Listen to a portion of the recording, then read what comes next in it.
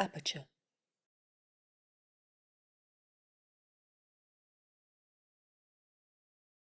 I'm Christopher Phillips, and I'd like to thank you all for coming out this evening. What we will do for about the next 45 minutes is to sit on these interesting little constructions, and we will have a conversation across them. And as we're talking, you will be seeing, projected on the screen, all of the images that are in the site-specific book that Aperture has published and which you will have a chance to get Olivo to sign later this evening. As I was coming over here this evening, it occurred to me that Olivo and I met probably just about 10 years ago. His work was in our first ICP triennial in 2003 and was featured on the cover of that catalog, and it was at just about that time that he was beginning the site-specific project. I've had the good fortune of being able to follow it during the 10 years that it took to complete, as it led Olivo to around 40 different cities in the world, which he photographed from a helicopter. Probably many of you are aware of these photographs. Probably not all of you know that Olivo also carried out a series of really very interesting films. And at the end of our conversation this evening, you will have a chance to see his extraordinarily interesting and beautiful film about Las Vegas. Now, I have prepared just a few questions, so we will get started now. At the end of our conversation, after we have seen the film, then there will be time for your questions. So as we speak, think about what we're missing that you want more information about, and you will have a chance to ask Olivo yourself at the end of the evening. Olivo, you worked on the site-specific project for 10 years. I wonder if you could tell us a little bit about how you began the project of photographing cities from a helicopter, and what were the ideas that you originally thought you were going to explore?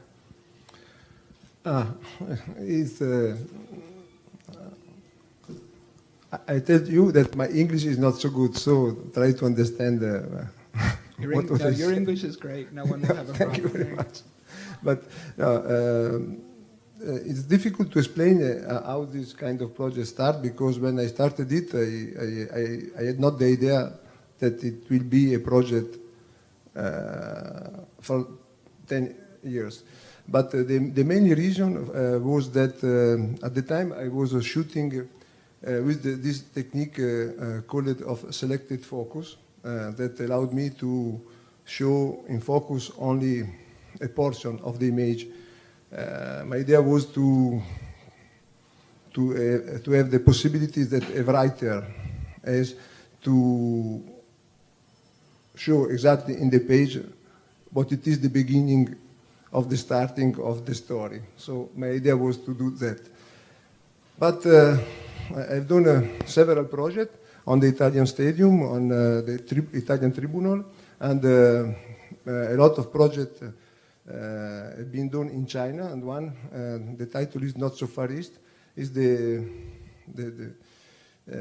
documentation of the highway from Beijing to Shanghai. That was more or less finished and in some part under construction. And I discovered that what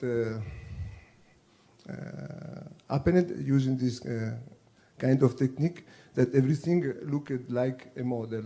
So for me it was a natural question at the time to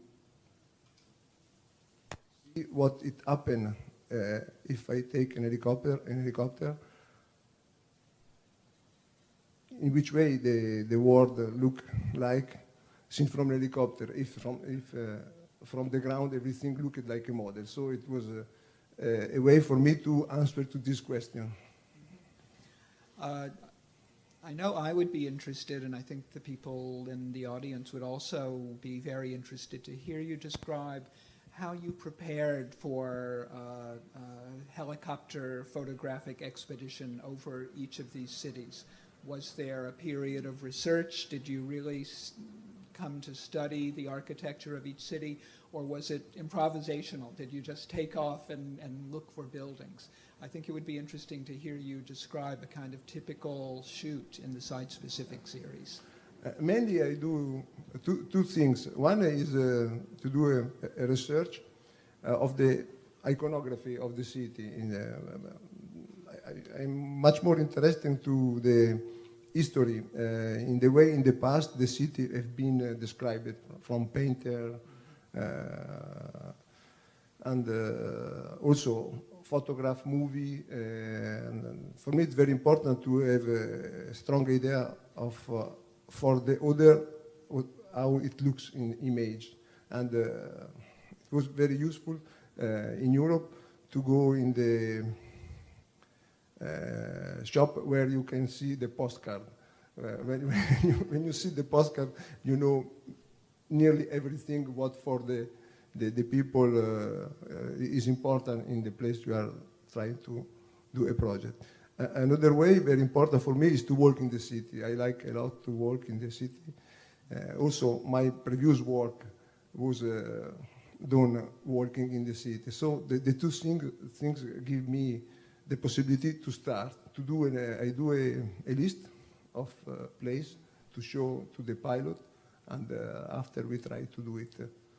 Sometimes it works, sometimes not. Sometimes some place that in my idea are fundamental doesn't work, and sometimes I discover something that I don't think it was in this city, and maybe it is the best picture of the project sometimes.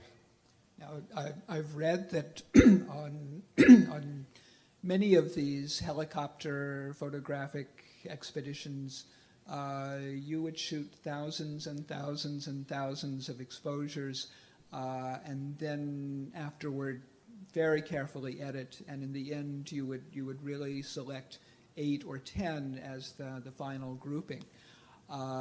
Can you talk a little bit about what you were looking for as you were going through the results of a helicopter shoot and doing the editing? As everybody knows, it's impossible to discover a city that no one has seen before or described it before. So for me, it's very important to do many pictures to have the possibility to tell a story. What I want is to tell a kind of personal but universal story of what in this time, at my time, this city look like, but look like in not only in a visual way, but also in a sociological and philosophical way.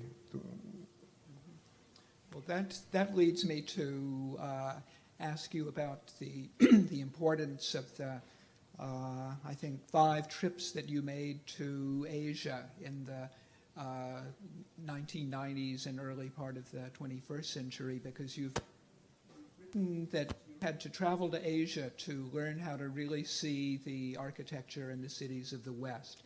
What did you find in Asia that changed your vision of the city so much?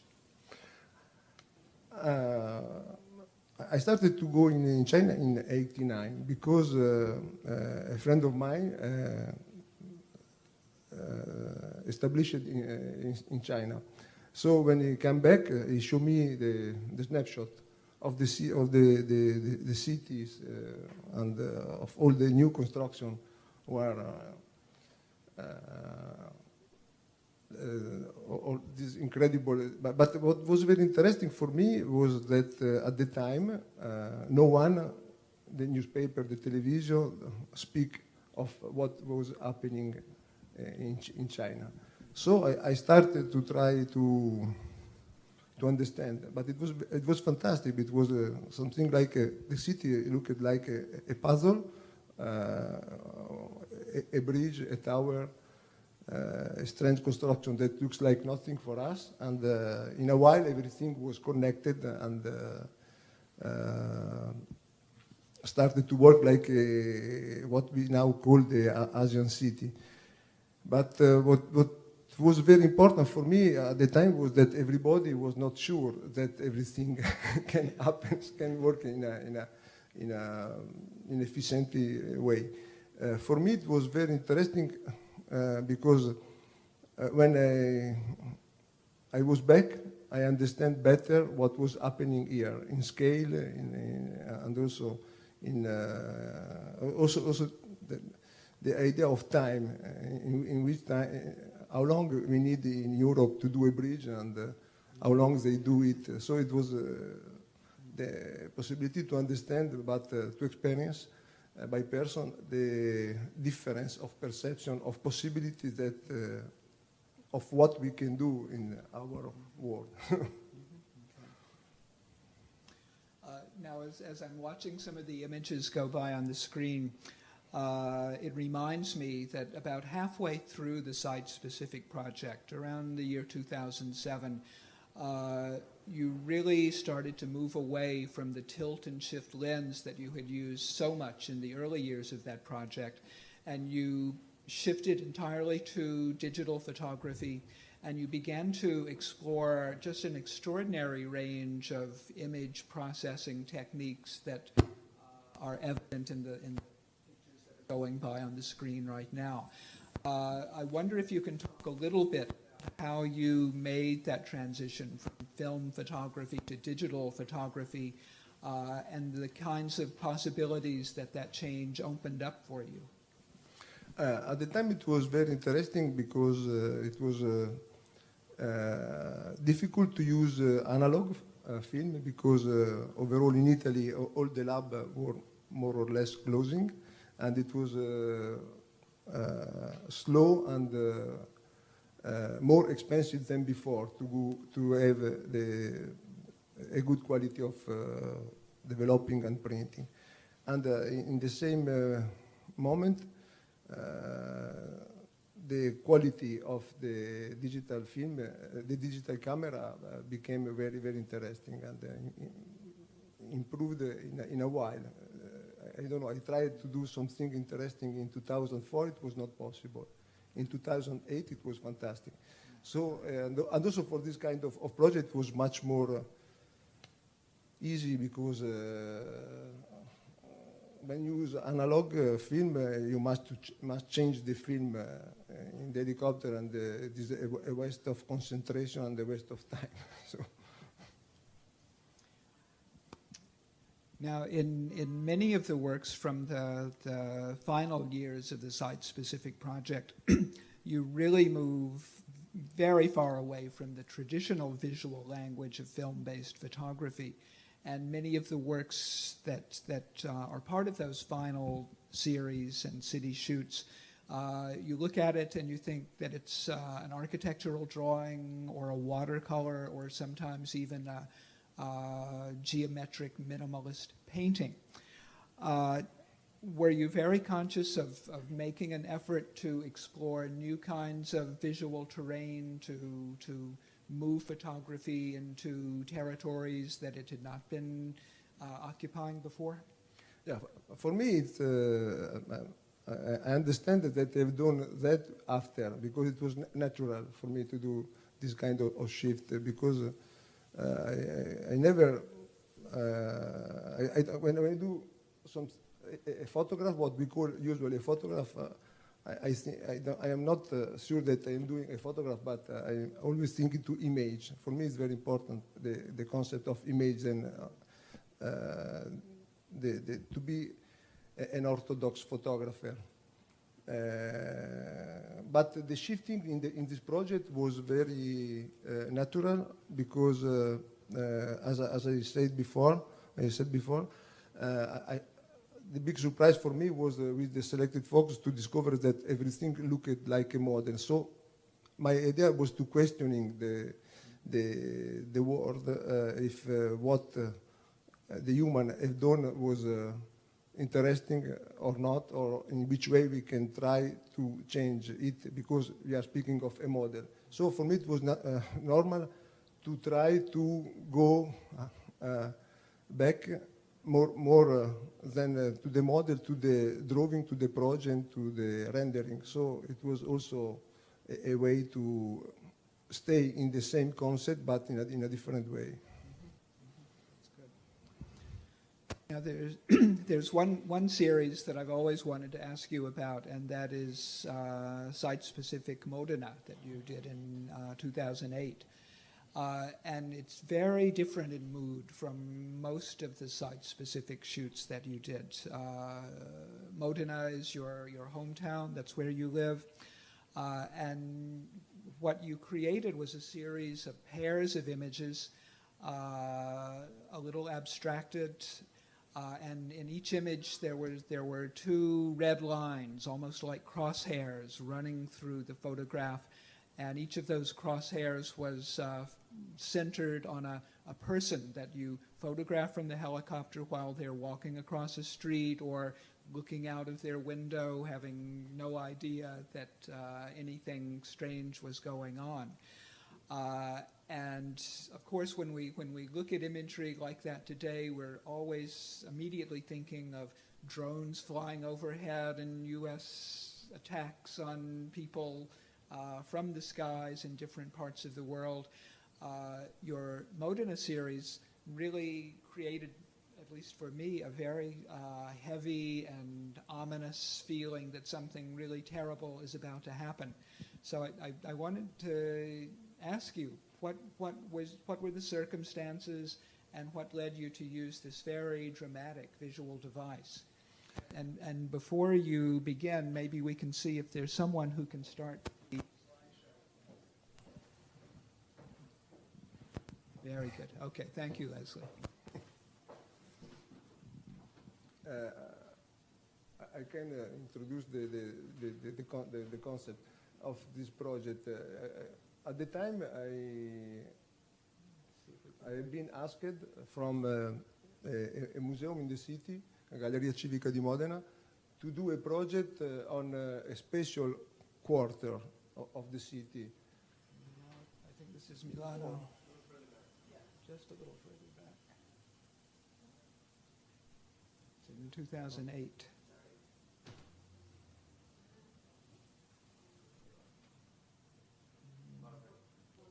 No, it's Monza. We're almost there.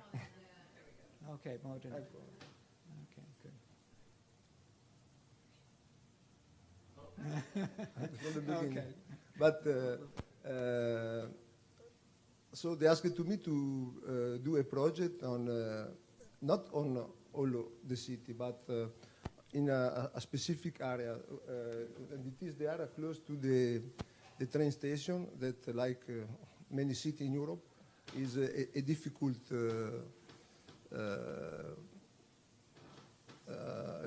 area of the city because of the new immigration, because there are some old buildings that the rich people don't want to inhabit, and there is also some drugs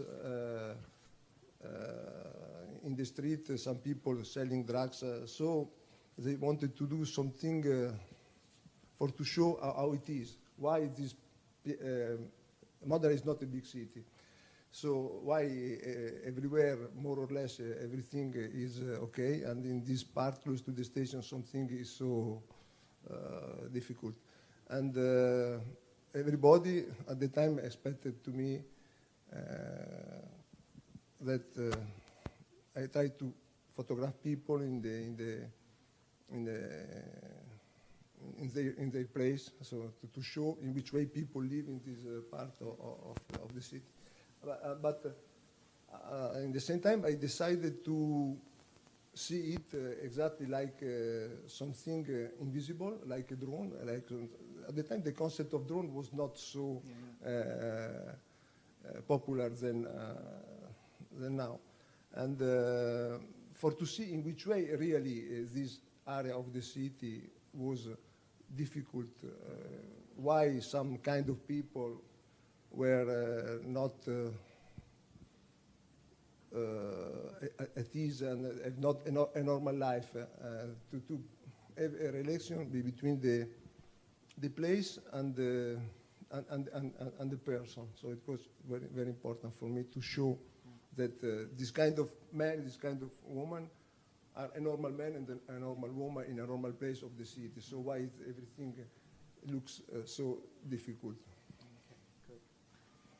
I'm going to ask a very broad and general question that really is a kind of summary about the site-specific project. You did 10 years of work on the site-specific project, and you photographed 40 or more cities everywhere in the world at a time of very dramatic architectural change and changes of ideas about urban planning and the growth of cities. Based on your observations and your experiences, what did your work teach you about the changes that are taking place in the form of cities and the way that people live in cities in the early 21st century, at our moment now? It's a very difficult question. I know. I can answer in an easy way, saying that what I wanted to show in every image was to show you a question, not an answer. But what I learned is something very, very stupid, but maybe very interesting. In the world, there is more space that the space is much more than the idea that we have of the quantity of space that we have there are around the city. And the big problem is that everybody in the same time want to go in the same place. So we must change our habit, and maybe something can easily improve them. So, but it's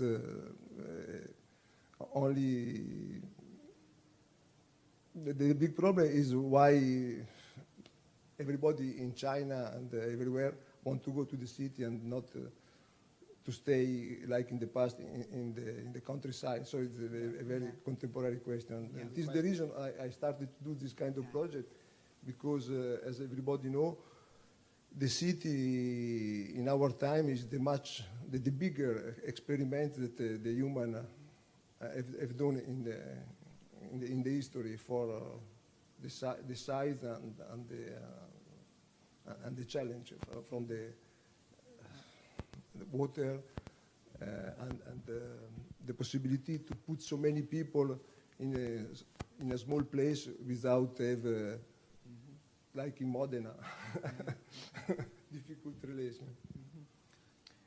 Now, in recent years, you have shifted your attention almost completely away from urban spaces. You've been photographing waterfalls, the mountain photographs which are on view at Yancey Richardson's gallery right now.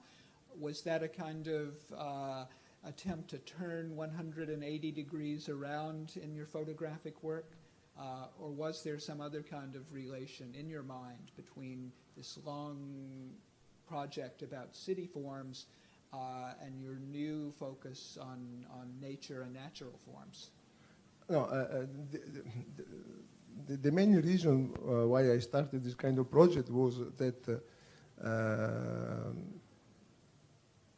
in this epoch we are so many surprised on how good we have been strong and powerful in the way we have done the megalopolis. So all the possibility of the technology have been used in a new way. So everybody was so surprised, but also a little bit afraid. Like in the past, people were surprised and also afraid of the wilderness of the mountain, the waterfall, and of the wide place. So for me it was very interesting to look at it, but thinking at it like something like a theme park, like something that everybody is like everything is like in our city under control, but maybe in the same way both are not in our control. So it was also another kind of question. There's definitely a relation. You told me earlier this evening that currently you're starting to revisit an earlier series of work. In the 1990s, I think the first work of yours that I saw was from the Artificial Illumination series. These are photographs where you go out into city scenes at night and make color photographs that incorporate multiple light sources, fluorescent lights, incandescent lights, and create just extraordinary visual effects. And you mentioned that you're considering revisiting that series and perhaps bringing it up to the present, seeing if you can capture something like the film quality of those years using new digital techniques. It's very challenging because the new technology everybody says that, like me before, I was saying that the digital are better than the analog, but in this case it's very difficult because it's nearly impossible to do very long exposure. But I am trying to do it in a different way. I'm trying to use the tool for what is able to do. So. Okay, so I remember you said to me that right now you feel like you're moving backward and moving forward at the same time. Now, during the period that you were working on the site-specific project, almost at the same time that you were flying in helicopters over different cities making still photographs, on a number of occasions you were also shooting film or video. And I've seen almost all of those films and videos, and I think they're really extraordinary and remarkable. I know that you showed those in film festivals around the world and got a lot of attention at the time that those were released. My feeling is that many people in the photography world never really became aware that you had been putting so much time and so much effort into the film. Say just a little about what led you to want to create a film version of the photographic images that you were making during those site-specific shoots. It was again to answer to a question. If everything looked like a model in the picture, what will happen with the moving image? So the challenge was to do a movie, and at the time I was doing a project on the city of Rome, and in the same period, the same time, a friend of mine was starting to become a movie production. So I asked him why we don't try to do a film, because also at the time it was difficult to find enough money to do it, because I shoot the first free movie I've been done in 35mm film, and it was really very expensive. And my friend was so crazy to say yes. So I started this kind of series. And here it comes. It's shot in Las Vegas. You will hear some helicopter sounds in the background, and you will see Las Vegas as, I assure you, you have never seen it before. And as we're speaking, it makes me think that it would, at some point, it would be a really great idea to release DVD with all of your site-specific films on them. Maybe that would be something that Aperture could take on at some point in the future. Okay. Las Vegas, and it's 12 minutes long, I believe.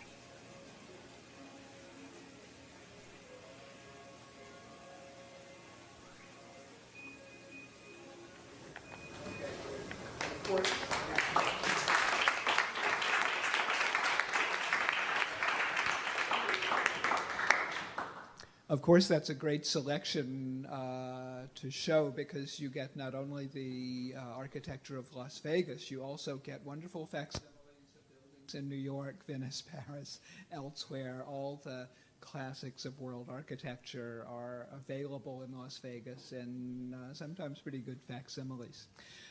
At this point, we've got the room lights on. I think now it's time for your questions and comments and observations. Anything that you would like to ask Olivo about the site-specific project, about any of his other photographic projects, now is your opportunity. I think that there is someone with a third microphone who is standing in the back, so if you will just raise your hand, the microphone will come to you and your question will be recorded along with all of our answers.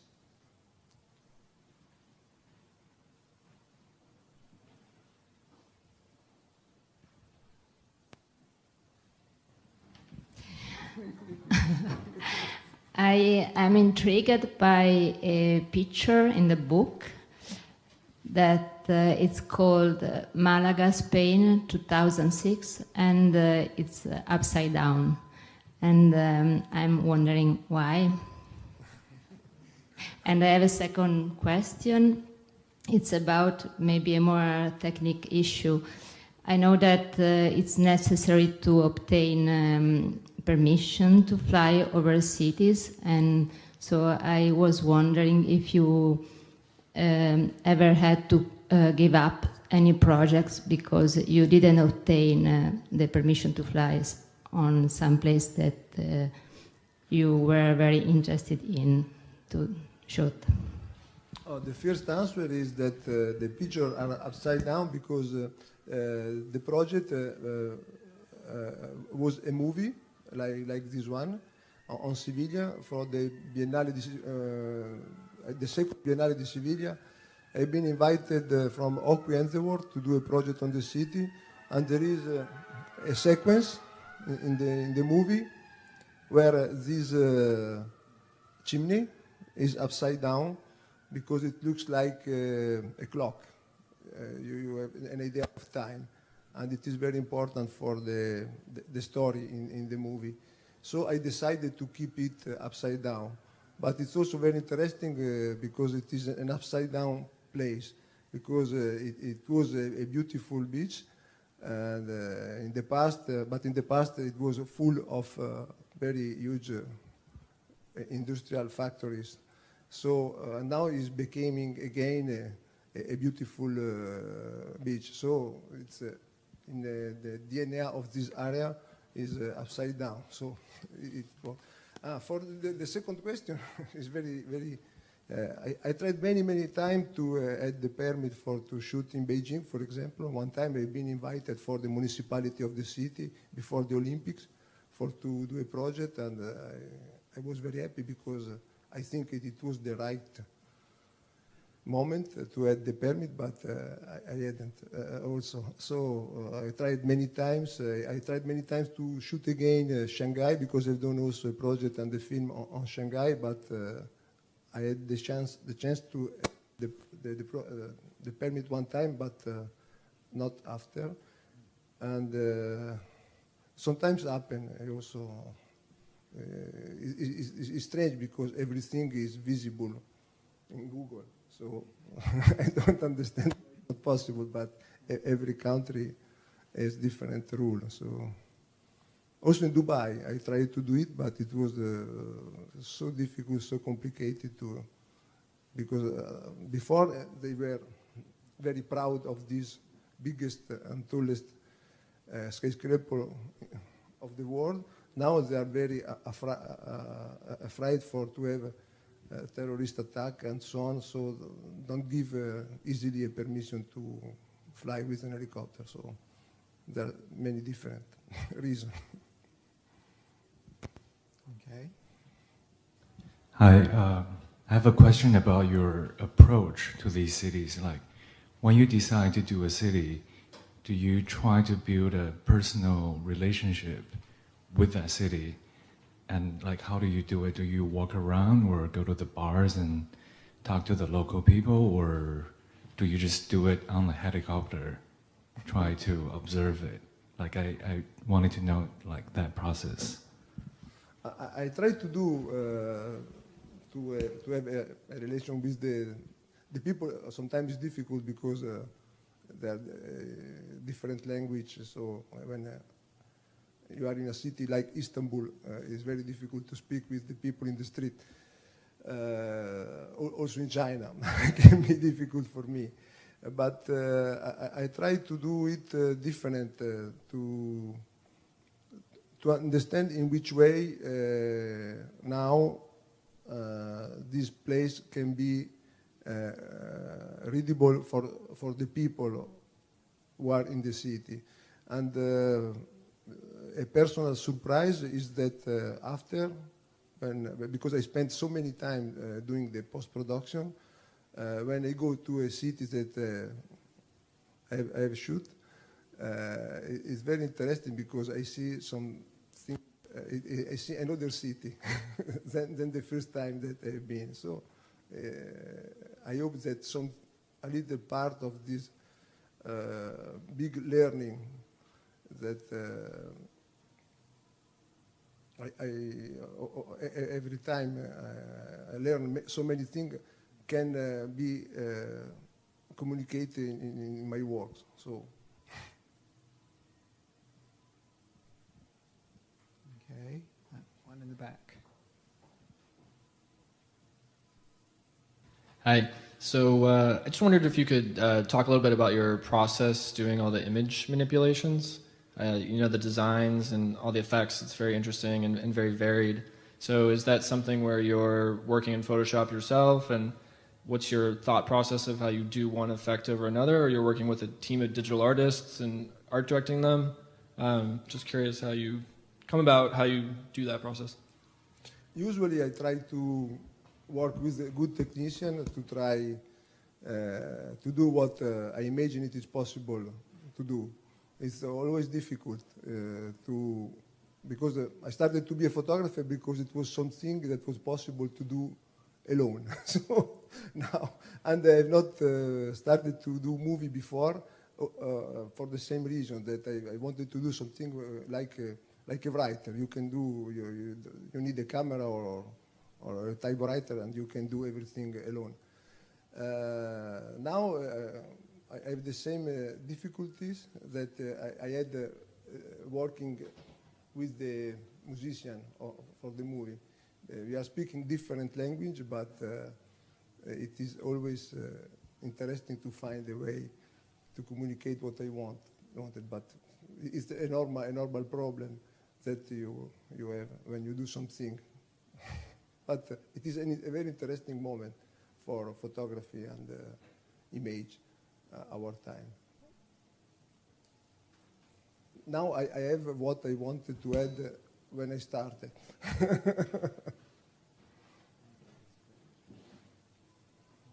I'm interested how you became interested in this sort of additional focus on landscapes that have been impacted by earthquakes.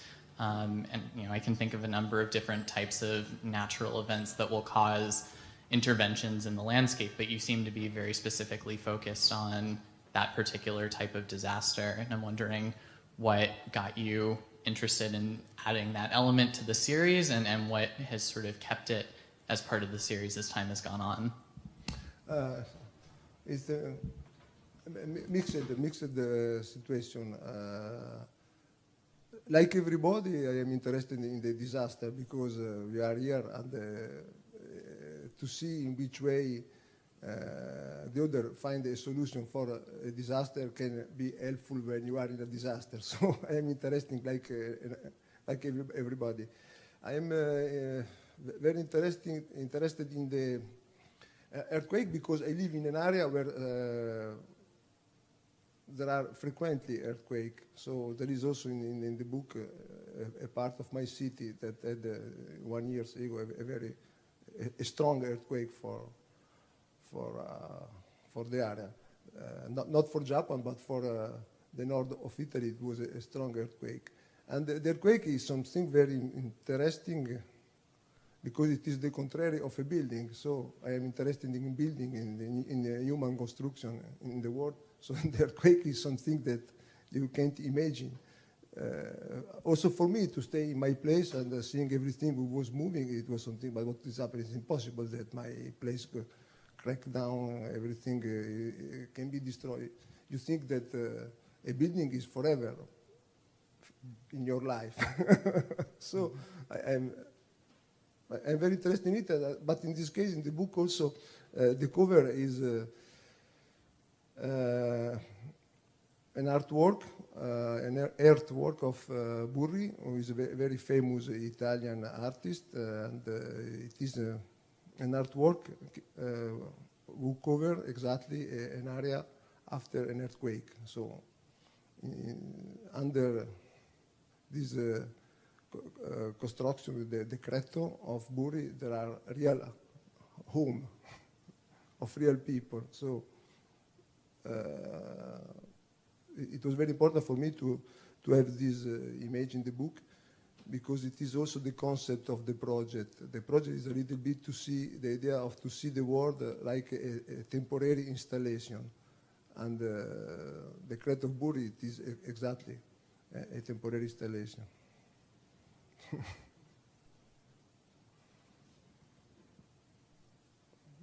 Yancy, did you have a question down front? Let's wait for the microphone to come around to you. It's almost there. Wow. Olivo, I wanted to ask you if you intended to continue site-specific, and if so, you had any ideas about where next? I was very happy to do a book because to have something who closed the 10 years of works, it was very important to make, I don't know to say, but a closure, not a closure, but to look at what it is, so in a closed way. But I'm not the idea of stopping it. Maybe I've done a project in Miami which is not in the book, so maybe in a way something is happening new. I don't know in which way, because I want to do something which is not the same but what I've done before. So. Okay, last call for questions or comments. I know we have a book signing that's going to follow immediately after we conclude these remarks. So those of you who would like to speak to Olivo, you will have a chance while he is sitting at the book signing table. I want to thank Olivo for coming this evening and for answering what I know are some hard questions. I find site-specific really one of the most interesting and open-ended photographic projects of the last decade. It says so much about the changes that have taken place in photography and the changes that have taken place in our built world, the new architecture that's rising everywhere around the planet. It's a historic project. The reputation can only grow stronger with the passage of time. So I'd like to thank all of you for coming this evening. Thank you for your questions. And now let's give everyone a round of applause. Let's give a round of applause to Olivo. Okay.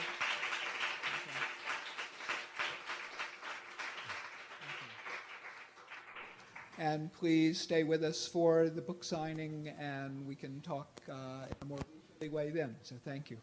Oh, so one moment. I would like to also answer Christopher for the text and for tonight. Thank you very much. Yancy, Christopher Booth with and all the people of Aperture who helped to close 10 years of work. Thank you very much, everybody.